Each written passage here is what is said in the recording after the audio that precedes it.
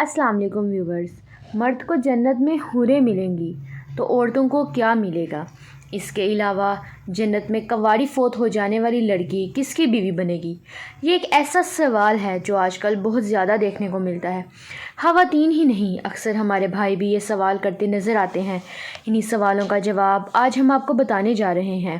نیک عورت اگر شادی شدہ ہے تو جنت میں اپنے جنتی شوہر کے ساتھ رہے گی اور شوہر کو ملنے والی حوروں کی سردار ہوگی، اور اللہ تبارک و تعالیٰ اس عورت کو ان سب سے حسین و جمیل بنائے گا، اور وہ میاں بیوی آپس میں ٹوٹ کر محبت کرنے والے ہوں گے۔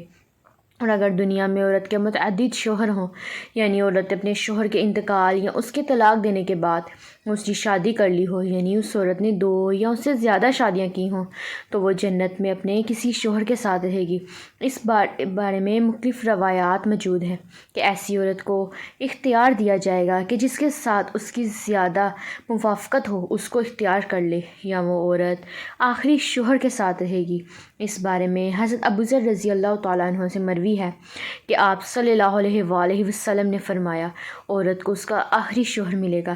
اسی طرح ایک اور مقام پر بیان ہوا کہ عورت اس شوہر کے ساتھ رہے گی جس نے دنیا میں اس کے ساتھ اچھے اخلاق کا برتاؤ کیا ہوگا، اور وہ شوہر جس نے عورت پر ظلم کیا ہوگا، اس کو تنگ کیا ہوگا، وہ اس عورت سے محروم رہے گا۔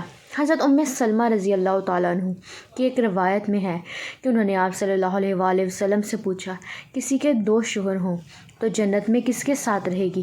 تو آپ صلی اللہ علیہ وآلہ وسلم نے فرمایا، اسے اختیار دیا جائے گا کہ وہ کسی بھی شوہر کے ساتھ رہ سکتی ہے، اور فرمایا جس نے دنیا میں اس کے ساتھ اچھے اخلاق کا برتاؤ کیا ہو، اور وہی اس کا جنت میں شوہر ہوگا۔ اے سلمہ رضی اللہ تعالیٰ عنہ، اچھے اخلاق والی دنیا اور آخرت کی بھلائی لے گی۔